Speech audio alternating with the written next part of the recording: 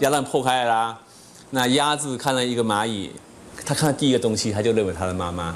聊起创作就滔滔不绝的，他是有客家安徒生之称的张杰明。各方面的角度你都有想，一一介绍，满桌都是他的作品，从童话故事到科幻小说。张杰明的创作种类相当多元。这是第3册，这是第3册。哎，以前是真的比较以文字为主，对不对？对，我是以这个地方是以拼音为主。10多年来得到许多奖项肯定。其实当初会在工作之余投入客家童话创作，是为了教儿女们说客家话，因为学语言真的要从生活学起。1个礼拜40分钟啦。就学校前40分钟回来就没有讲，没有讲永远不会啊！你除了你自己要讲之外，你还要尽量用有趣的故事给小朋友听。没想到小孩也以行动支持爸爸，不但客家话说得流利，在多本作品中的插画都是女儿的创作。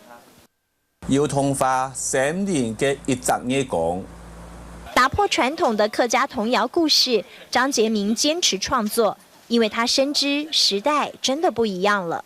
以前的故事很多都是拿身体残缺的孩子当做一个嘲笑对象，可是现在教育不是这样的，现在教育是说大家互相帮忙。一张嘢講，老師鴨子，呱呱呱，呱呱呱。而要跟上时代，企图把客家童话有声书打入一般学习平台，提升客家语言形象。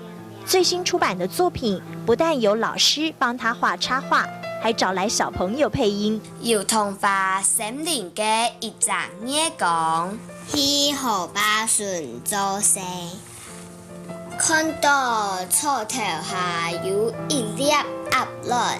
会不会觉得这个语言很重要，继续学习？會，为什么？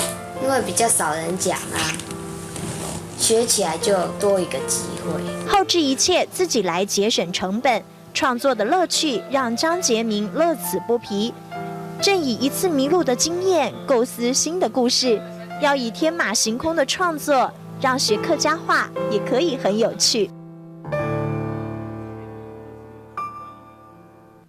安徒生的天馬行空和客家豐富的人文風情，張杰明用對兒女的愛調和，造訪客家童話王國，鮮活了我的感動時刻。